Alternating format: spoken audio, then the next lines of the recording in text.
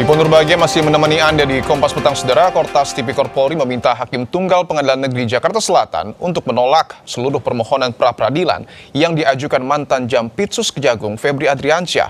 Polri tegaskan penetapan tersangka hingga upaya paksa penggeledahan dan penyitaan sah sesuai aturan formil KUHP. Dalam sidang pra-peradilan dengan agenda tanggapan termohon di PN Jakarta Selatan, Polri menegaskan penetapan tersangka telah didasari minimal 2 alat bukti melalui gelar perkara khusus yang digelar pada 13 Januari 2026. Penyidik meningkatkan status perkara TPPU ex Jampitsus ke tingkat penyidikan. Dalam kesimpulannya, Polri menilai seluruh prosedur termasuk penggeledahan dan penyitaan sudah sesuai hukum acara pidana. Selain itu, Polri menilai sebagian besar keberatan pemohon mempersoalkan materi pokok perkara yang bukan merupakan objek pra-peradilan.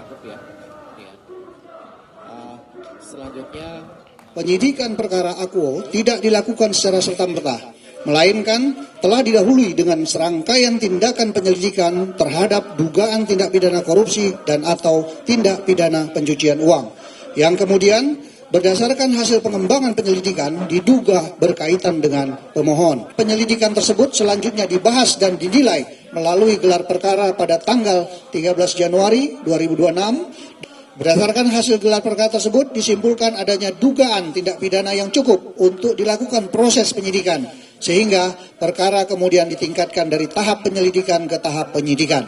Dengan demikian, tidak terdapat alasan hukum untuk menyatakan surat perintah penyidikan maupun surat penetapan tersangka terhadap pemohon tidak sah.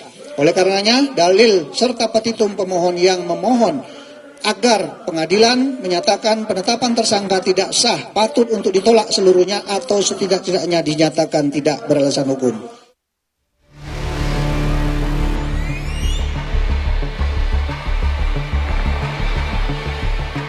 Bahwa oleh karena penggeledahan terhadap pemohon yang dilakukan oleh para pemohon pada tanggal 8 Juli 2026 tanpa izin Ketua Pengadilan Negeri Cibinong, maka seluruh barang bukti yang diperoleh termohon satu dari penggeledahan tersebut harus dinyatakan tidak dapat digunakan sebagai alat bukti.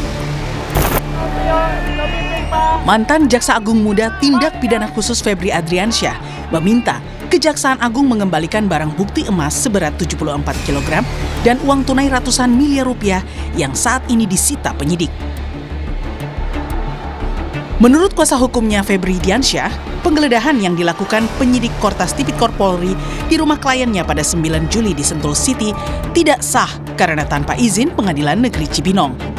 Akibatnya menurut Febri, barang-barang hasil sitaan tersebut tak bisa digunakan sebagai alat bukti lanjutan.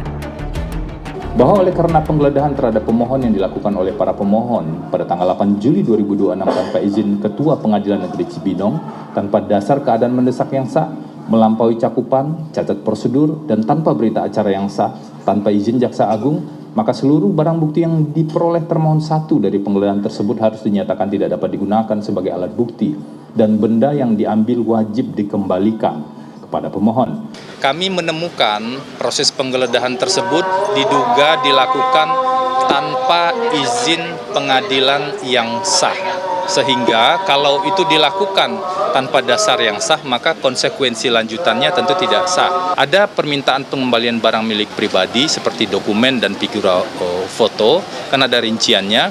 Dan yang kedua, terkait dengan permintaan agar seluruh barang bukti yang disita dari proses penggeledahan tidak sah itu tidak dapat digunakan sebagai alat bukti. Meski menuntut agar seluruh barang bukti yang disita dari rumah kliennya dikembalikan, kuasa hukum ex Jampitsus tidak secara tegas menyebut siapa pemilik emas 74 kg dan uang ratusan miliar itu. Jadi itu punya Mas Febri ya? Ya. Punyanya Pak Febri semuanya uang dan emas itu? Itu harus dikembalikan kepada orang yang menguasai tempat. Nah, di situ yang menguasai tempat itu siapa? Nah, bukan berarti kalau misalnya ada di tempat itu milik dari klien kami, belum pasti. Jauh sebelumnya, mantan Jampitsus Febri Adriansyah pernah menegaskan jika uang yang ditemukan di rumahnya di kawasan Sentul ada pemiliknya, tanpa ia menyebut nama. Yang kedua tentang rumah Sentul, ya, itu memang rumah pribadi Jampitsus yang sudah sejak lama. itu bisa dilihat bagaimana proses kepemilikan sejak awal, ya. Dan mengenai uang tadi kan sudah saya jelaskan yang ditemukan, bahwa itu ada pemilik, ya, bahwa itu ada kegiatan, ada orang-orang juga terima kegiatan, itu bisa juga ditanya, kemudian juga ada beberapa kegiatan bangunan yang bisa dicek, semua kami yakin dapat dipertanggungjawabkan dengan benar. Terbaru merespons tuntutan ex-Jampitsus Febri, Polda Metro Jaya dan Kortas Tipikor Polri meminta agar Hakim Tunggal Pengadilan Negeri Jakarta Selatan menolak permohonan pra-peradilan mantan Jampitsus Febri. Mereka menilai permohonan Febri merupakan objek di luar kewenangan pra-peradilan. Tim Liputan Kompas TV. Menanggapi tuntutan kuasa hukum ex-Jampitsus Febri agar penyidik mengembalikan barang bukti berupa emas 74 kg dan uang ratusan miliar rupiah karena penggeledahan tak dilengkapi surat izin pengadilan negeri.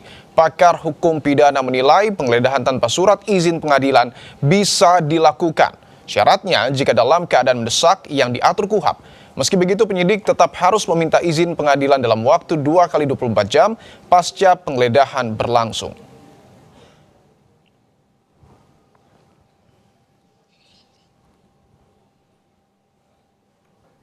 Penggeledahan itu adalah sebagai syarat untuk juga melakukan mencari pembuktian. Oleh karena itu, objek penggeledahan itu bisa rumah, bisa badan, bisa alat informasi, bisa pakaian, bisa informasi elektronik, dokumen itu, ataupun lainnya. Nah, karena itu sebagai bentuk upaya paksa, maka sebagai bentuk perlindungan hak asasi manusia harus ada izin pengadilan negeri. Apakah tanpa izin bisa? Bisa.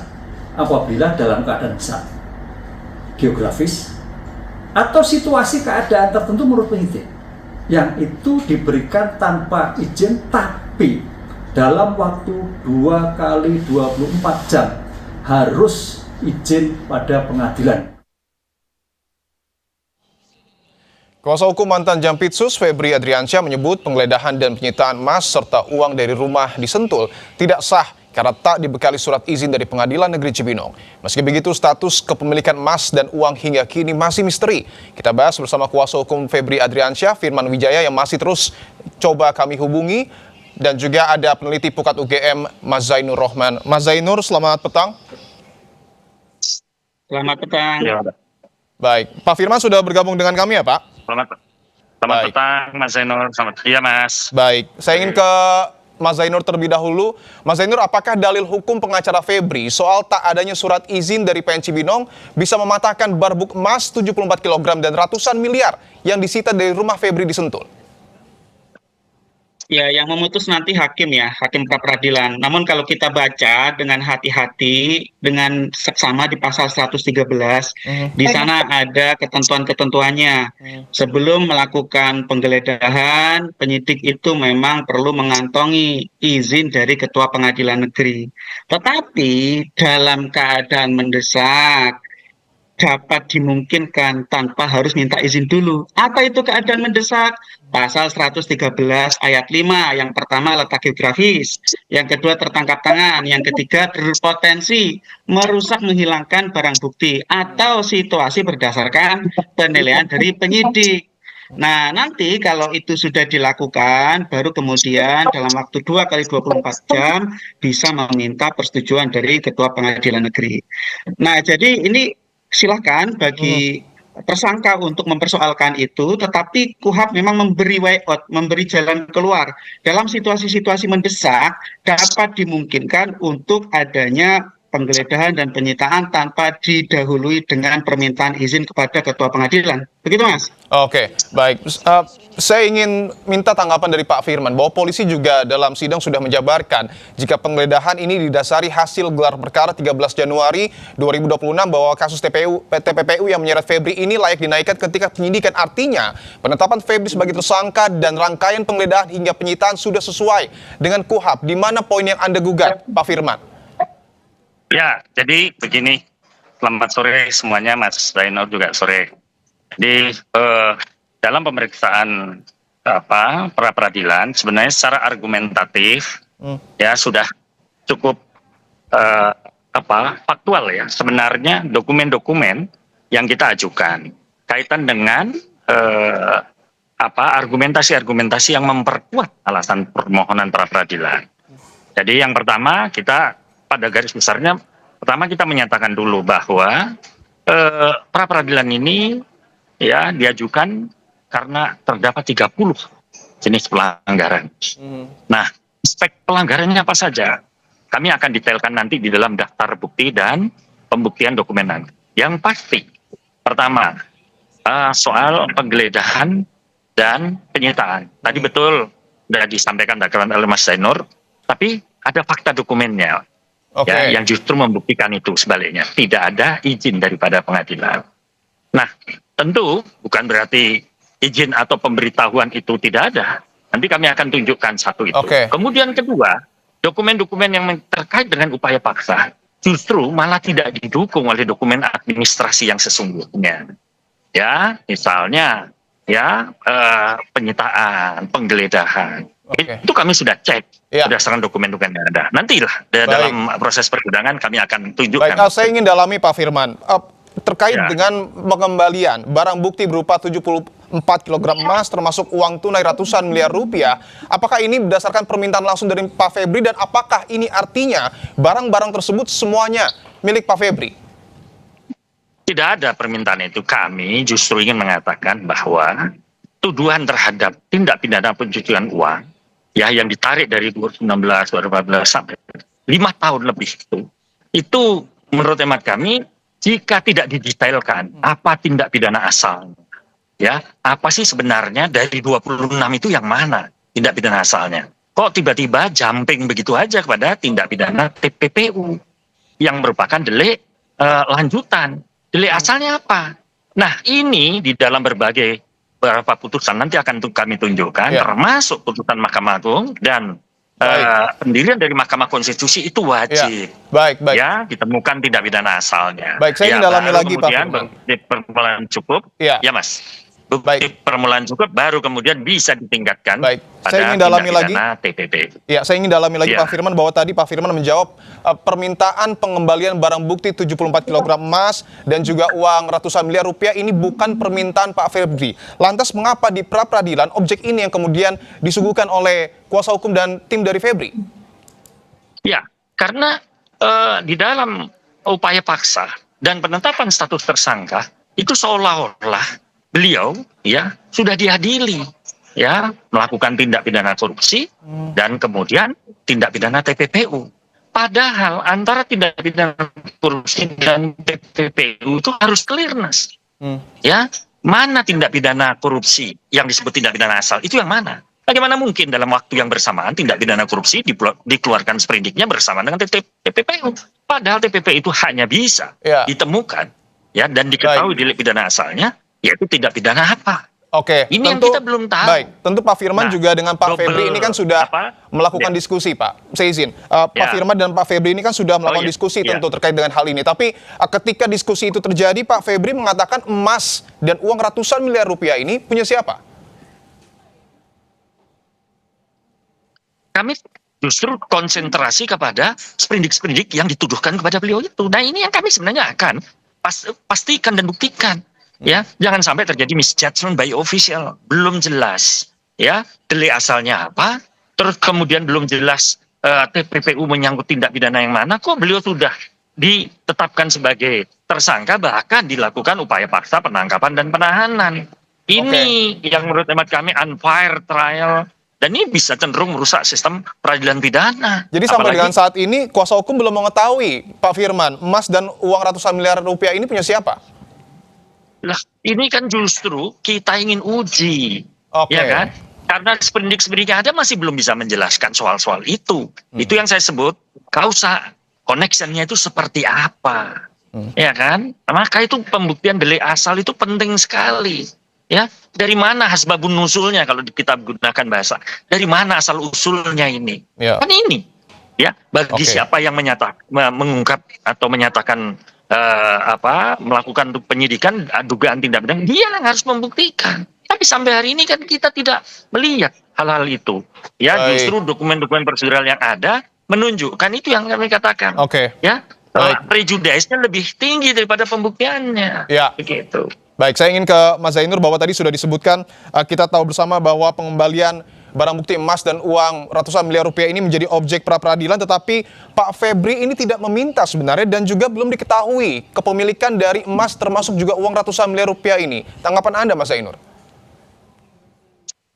Ya, kalau barang-barang tersebut dikembalikan, maka publik tidak akan pernah tahu apakah barang-barang tersebut sesuai dengan sangkaan penyidik, yaitu terkait dengan tindak pidana.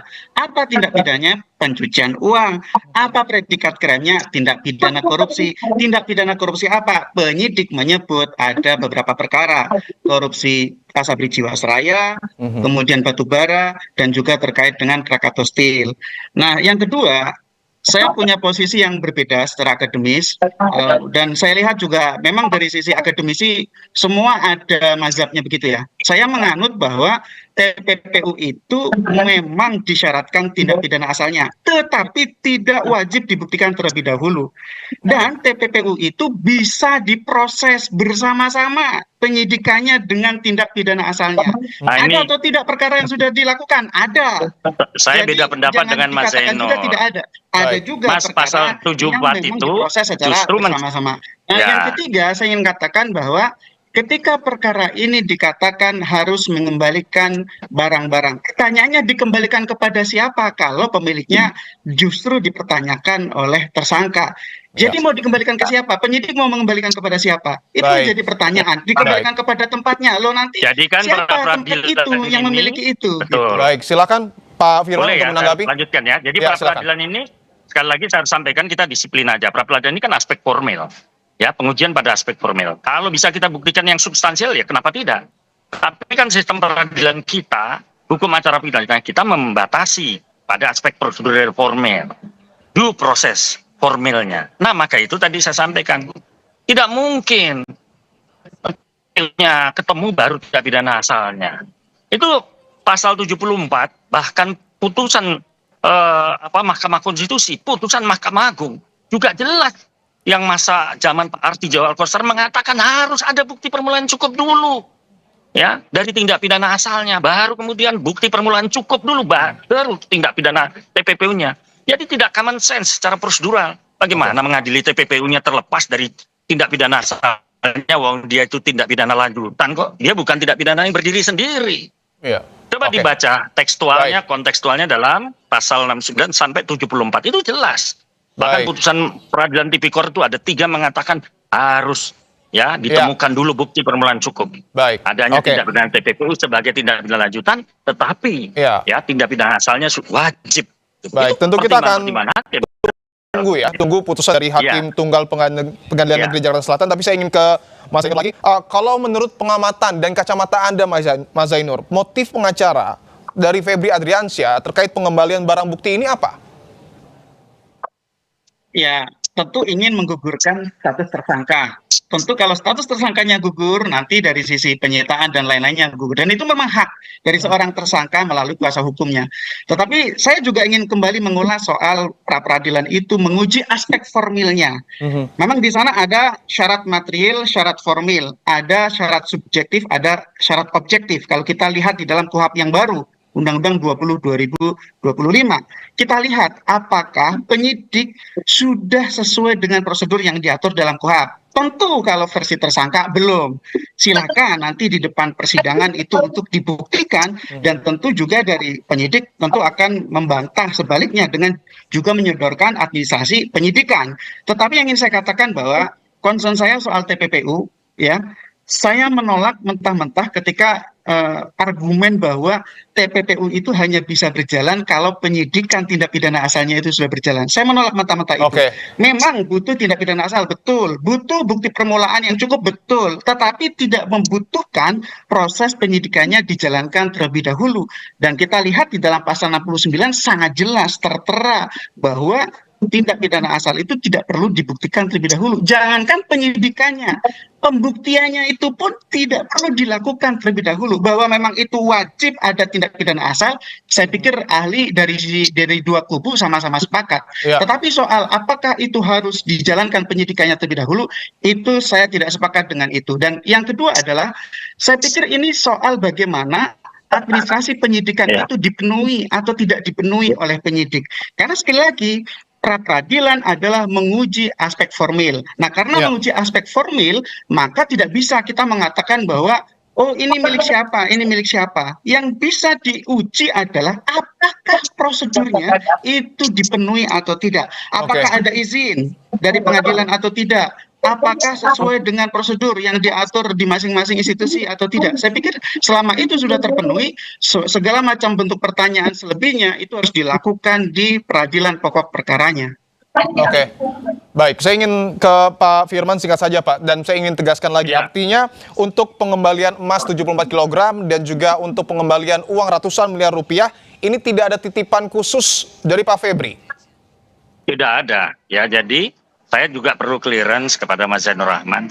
Bagaimana prosedur formalnya benar, substansinya benar. Prosedur formalnya pakai pasal-pasal yang sudah nggak berlaku, Mas Zainur. Bagaimana? Ya pasal 345 udah dicabut. Itu dipakai sebagai prosedur formal dalam melakukan penetapan tersangka. Padahal dari pasal 603, 607, 608 itu jelas. Gimana itu? Itu baru satu aspek prosedural. Ya, norm addressnya saja sudah keliru secara formal. Belum lagi persoalan-persoalan duplikasi, ya, status tersangka. Nggak ada menetapkan tersangka itu 2 kali dalam persoalan yang sama. Ini kan sistem hukum yang nggak dikenal di mana-mana. Presidensial hukum yang seperti apa? Ini tidak ada. Kemudian belum lagi dokumen-dokumen itu ditandatangani oleh bukan pejabat yang berwenang.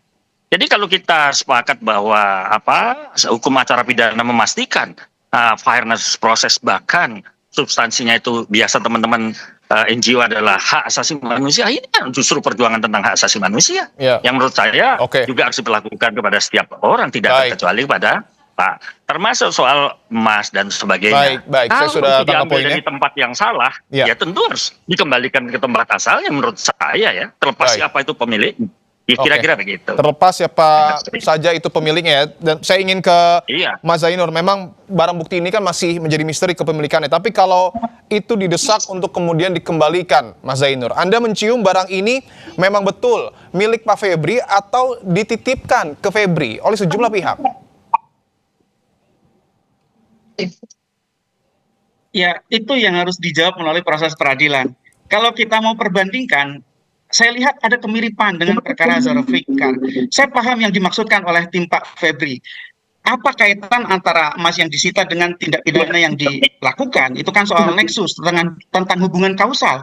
Nah, ketika FA ini sebagai jampitsus, ada satu perkara terkait dengan Zahra Afrika, bahwa ketika sudah ada tindak pidana asal yang terkait dengan harta yang diduga merupakan harta tindak pidana pencucian uang, maka kemudian TPPU-nya bisa dijalankan. Tapi oke lah, itu silakan nanti di dalam upaya-upaya yang dilakukan oleh kedua belah pihak.